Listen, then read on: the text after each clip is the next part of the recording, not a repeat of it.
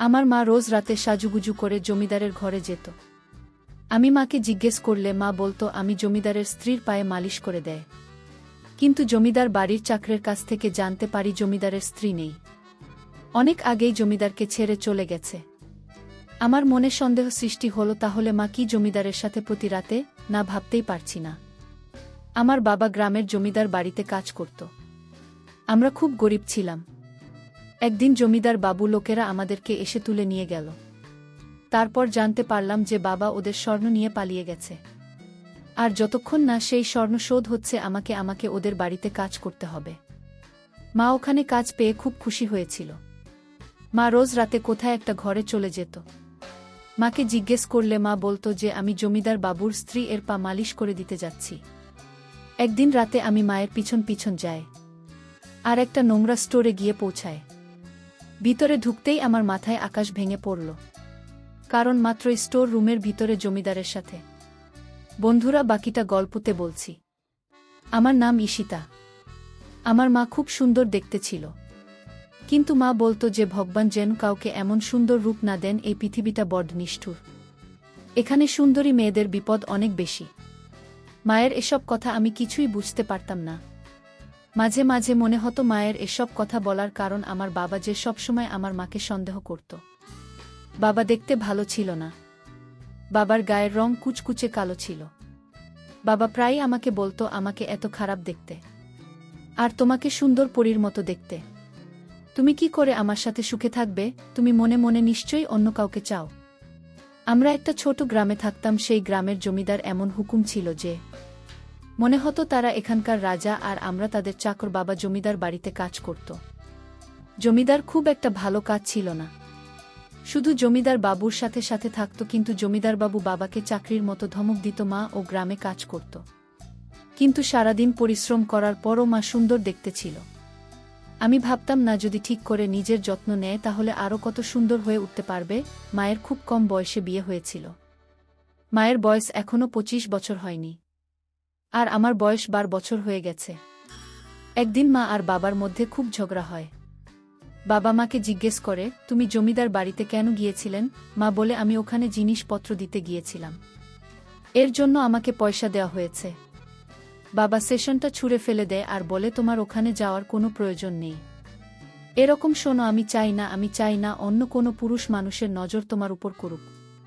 আমি চাই না তুমি কাজের জন্য ছেলেদের আশেপাশে ঘোরাঘুরি করো। মা আমাকে বলতো, তোর বাবার খুব খারাপ মানসিকতা, তো বাবা খুশি থাকা উচিত যে সে আমাকে স্ত্রী হিসেবে পেয়েছে। সে কখনোই আমার যোগ্য হয়ে উঠতে পারবে না। আমার মনে হয় যে মা বুঝতে পারে না বাবা তাকে কতটা ভালোবাসে। বাবা মাকে খুব ভালোবাসত, তাই বাবা সবসময় চেষ্টা করত মাকে খারাপ ছেলেদের থেকে বাঁচিয়ে রাখতে। বাবা কাউকে মায়ের দিকে তাকাতে দিত না, আর মাকেও কারো দিকে তাকাতে দিত না। মা বাবার এই ভালোবাসাটাকে সন্দেহ মনে করত। মা বাবাকে কোনোদিন মন থেকে ভালোবাসতে পারেনি।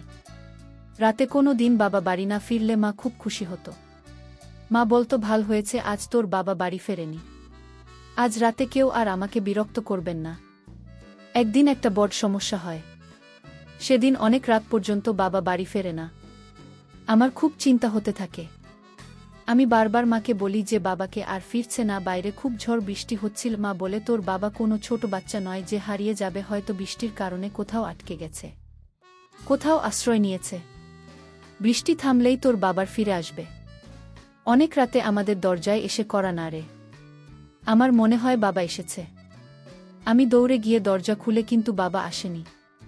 জমিদার বাবু লোকেরা এসেছে। তারা বাড়ির ভেতরে ঢুকে জোর করে আমাদের দুজনকে তাদের সাথে নিয়ে যায়। মা খুব চেঁচামেচি করে। আমি বারবার তাদের জিজ্ঞেস করি যে আমাদের কোথায় নিয়ে যাচ্ছ। তখন গ্রামের লোকজন সেখানে জড়ো হয়ে যায়, কিন্তু কারোর এত সাহস ছিল না যে জমিদার বাবু লোকেদেরকে আটকাবে। তারাও আমার মতো জিজ্ঞেস করে যে আমাদেরকে ওরা কোথায় নিয়ে যাচ্ছে। তখন ওই লোকগুলো বলে, এই মেয়েটার বাবা জমিদার বাবুর বাড়িতে কাজ করত, সে অনেক স্বপ্ন চুরি করে পালিয়ে গেছে। এখন যতদিন না আমরা ওর বাবাকে খুঁজে পাচ্ছি আর আমাদের স্বর্ণ ফেরত না পাচ্ছি, ততদিন ওরা আমাদের বাড়িতে কাজ করবে। জমিদার বাবুর অনেক সময় চুরি হয়ে গেছে, তাই উনি এদেরকে দিয়ে খাটিয়ে সেই স্বর্ণ তুলতে চান। যখন সেই স্বর্ণ ক্ষতিপূরণ হয়ে যাবে তখন আমরা ওদেরকে ফেরত দিয়ে যাব। তারা আমাদেরকে জমিদার বাংলাতে নিয়ে যায়। সেখানে গিয়ে একটা ছোট্ট ঘরে আমাদের থাকতে দেয় আর বলে এখন থেকে এটাই আমাদের থাকার জায়গা, আর আজ থেকে আমাকে ওদের বাড়িতে কাজ করতে হবে। আমরা গরিব ছিলাম ঠিকই, কিন্তু কখনো ভাবিনি যে কারোর বাড়িতে চাকরের কাজ করব। জমিদার বাবু সেখানে এসে মাকে আর আমাকে এক দুইবার দেখে আর বলে, তাহলে এরাই হচ্ছে ডাকাতের পরিবার। আমি খুব কাছে থাকি, আমাদেরকে ওরা এভাবে অপমান করছে। আমার মা কাঁদতে কাঁদতে বলে, দেখ তোর বাবা আমাদের কত বড় সমস্যা ফেলে দিয়ে গেছেন। সেশন চুরি করে কোথায় গেল কে জানে, যদি স্বর্ণ চুরি করে পালাতে হতো তাহলে আমাদের কেউ সঙ্গে করে নিয়ে যেতে পারত, আমরা অন্তত এদের হাত থেকে বেঁচে যেতাম, কিন্তু তা না করে উনি নিজেই পালিয়ে গেলেন। তো বাবা এতটা স্বার্থপর আমার জানা ছিল না। আমি মাকে বলি, এখন আমরা কি করব? মা বলে, কি আর করব, এরা খুব ভয়ঙ্কর লোক।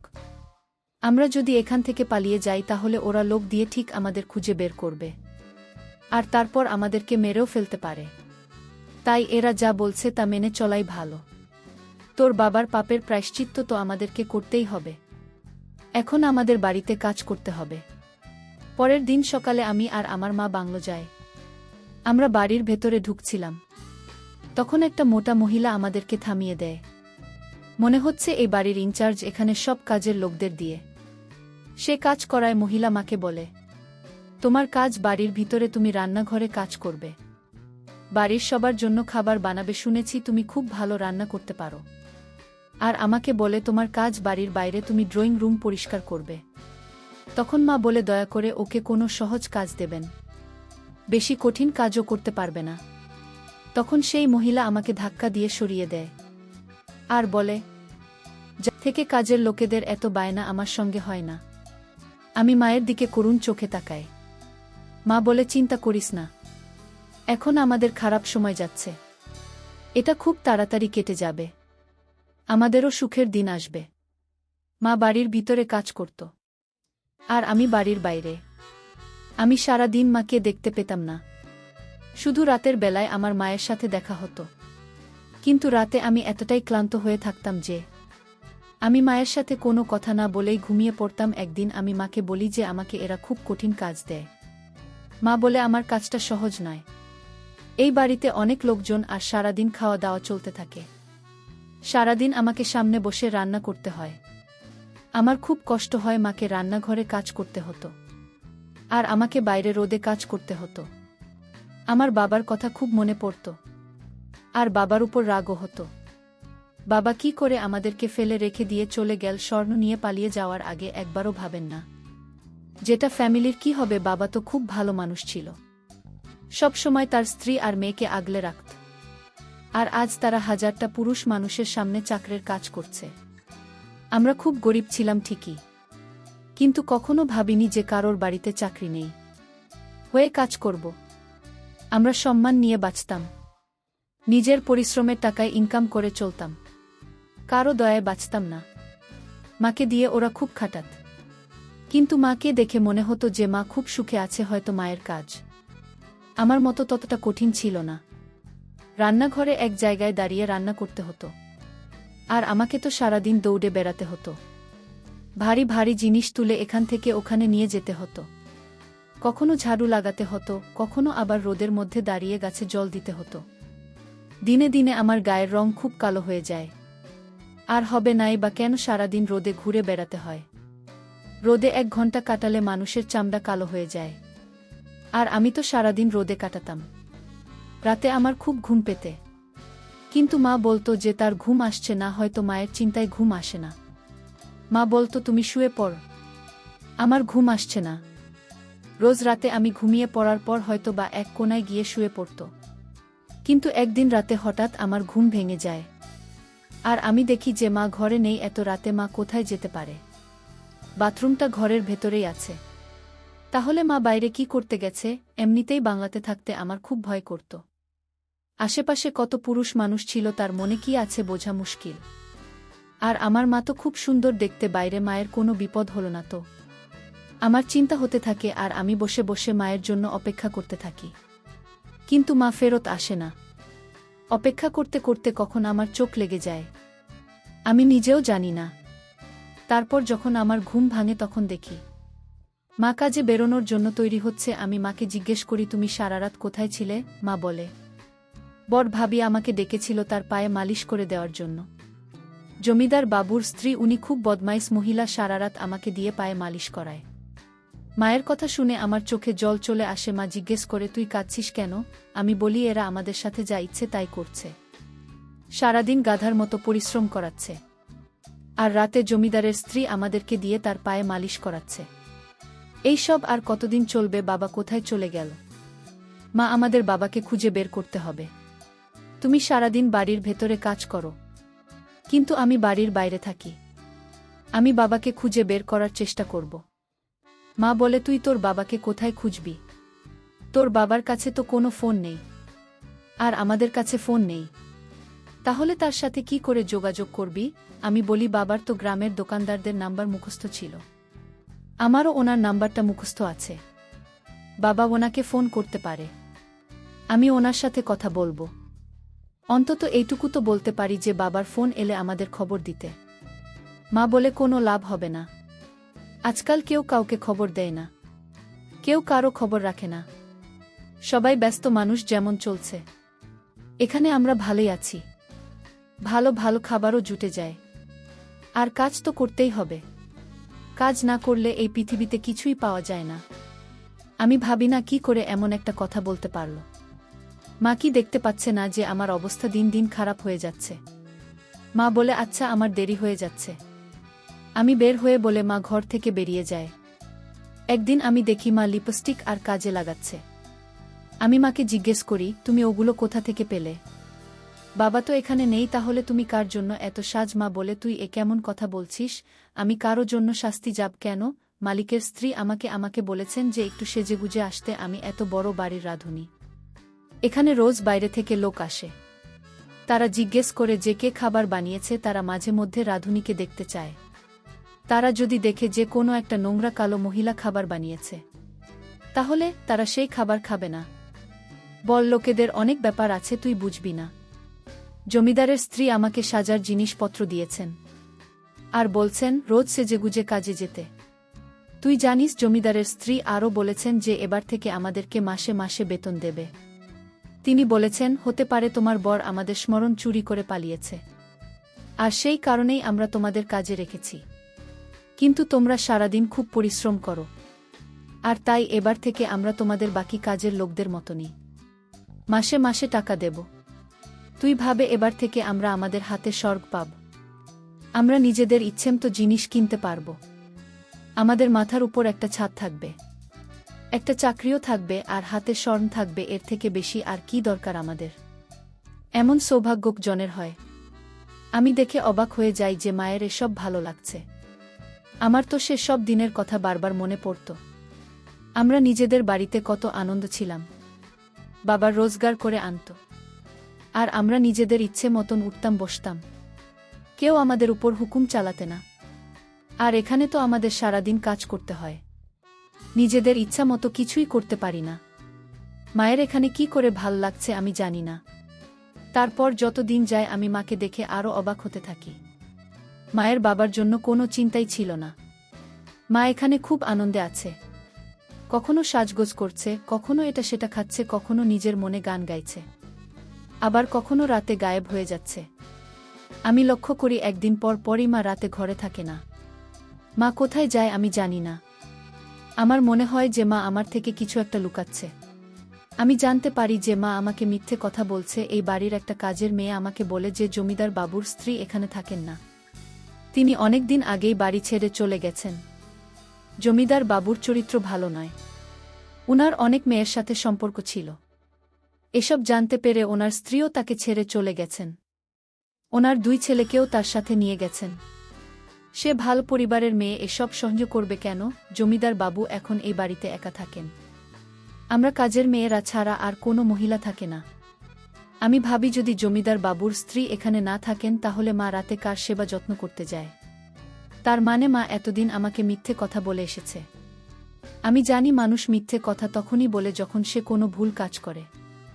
এখন আমাকে এটা জানতে হবে যে আমার মা কি ভুল কাজ করছে। সারাদিন কাজ করে রাতে আমি এত ক্লান্ত হয়ে থাকতাম যে আমি ঘুমিয়ে পড়তাম আর মা কি করছে কিছুই দেখতে পেতাম না। একদিন আমি ঠিক করি যে আমি মায়ের পিছু নেব। এই বাড়ির দাদা খুব ভাল ছিল। একদিন আমি তাকে গিয়ে বললাম যে আজকে আমার শরীরটা ভালো নেই, আমি কাজ করতে পারবো না। অরুণ দাদা বলে এইসব তোমার করার মতো কাজও নয়, তুমি যাও গিয়ে বিশ্রাম করো। আমি বলে দেব যে তুমি তোমার কাজ করে দিয়েছ। আমি সারাদিন বিশ্রাম করি যাতে আমি রাতে জেগে থাকতে পারি আর মায়ের পিছু নিতে পারি। মা যখন ঘরে আসে তখন আমি আগে থেকে শুয়ে পড়েছিলাম। আমি ঘুমানোর ভান করি। মা এসে তৈরি হতে শুরু করে। আমি মাকে দেখছিলাম কিন্তু মা ভাবে যে আমি ঘুমোচ্ছি। মা যখন তৈরি হয়ে ঘর থেকে বের হয় তখন আমিও আস্তে আস্তে উঠে মায়ের পিছন পিছন যেতে থাকি। আমি এমনভাবে যাই যাতে মা বুঝতে না পারে। আমি দেখি মা স্টোর রুমের দিকে যাচ্ছে, যেখানে বাড়ির সব জিনিসপত্র রাখা থাকে। আমি ভাবি মায়ের এত রাতে স্টোর রুমে কি কাজ থাকতে পারে। আমি দেখি মা স্টোর রুমের ভেতরে ঢুকে যায়। আমিও মায়ের পেছন পেছন সেখানে ঢুকে একটা কাঠের পিছনে লুকিয়ে পড়ি। আমি দেখি মা একটা বড় পর্দা সরায় আর পর্দার পিছনে আমার বাবা বসে আছে। এটা দেখে আমার আত্মা কেঁপে ওঠে। বাবাকে দড়ি দিয়ে বেঁধে রাখা হয়েছে। মা বলে, বলো তো আমাকে কেমন দেখাচ্ছে? আমি যাচ্ছি জমিদার বাবুর কাছে, সে আমাকে বিয়ে করে নিয়েছে। আমি তার সাথে সুখে থাকব। তুমি আমাকে কোনোদিন সুখ দিতে পারোনি। তুমি এখানে বাধা থাক বাবা বলে তুমি একবার আমাকে খুলে দাও। তারপর দেখো আমি তোমাকে আর জমিদার বাবুকে দুজনকেই মেরে ফেলব। তুমি কত বড় বেঈমান, আমি তোমার জন্য কি না করেছি। তুমি আমাকে গ্রামের লোকেদের কাছে চোর সাজিয়ে আমার বদনাম করে দিয়েছে। জমিদার বাবু লোকেরা আমাকে তুলে নিয়ে এসে এখানে বেঁধে রেখেছে, আর এখন তোমাকে বিয়ে করে খুব সুখেই আছে। আমি তোমাদের দুজনকেই প্রাণে মেরে ফেলবে।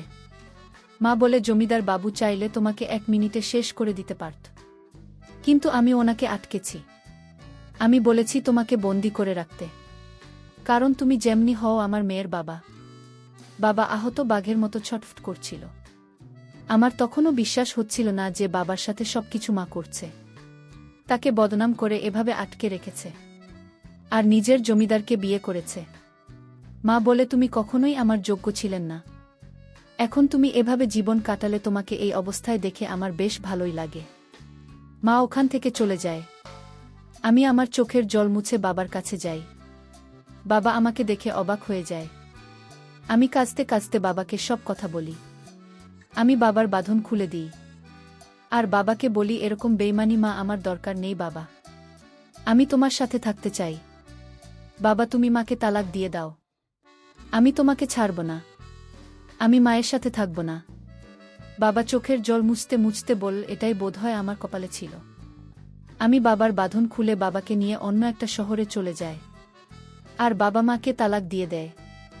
আমি এখন বাবার সাথেই থাকি। প্রিয় বন্ধুরা, এরকম কালনাগিনী মাজেন কারও না হয়। সমাজে এরকম কালনাগিনী মায়ের জন্য আজ শত শত ছেলে মেয়েদের জীবন নষ্ট হয়ে যাচ্ছে। প্রিয় বন্ধুরা, গল্পটি ভালো লাগলে অবশ্যই কমেন্ট করে জানাবেন। আর নিয়মিত এমন আলাদা স্বাদের গল্প শুনতে ভিডিওটিতে লাইক এবং চ্যানেলটিকে সাবস্ক্রাইব করে সাথেই থাকুন। আর হ্যাঁ, নোটিফিকেশন বেলটি অল করে রাখবেন, যাতে পরবর্তী গল্প সবার প্রথমে আপনাদের কাছে পৌঁছে যায়। ধন্যবাদ বন্ধুরা, ধন্যবাদ সবাইকে।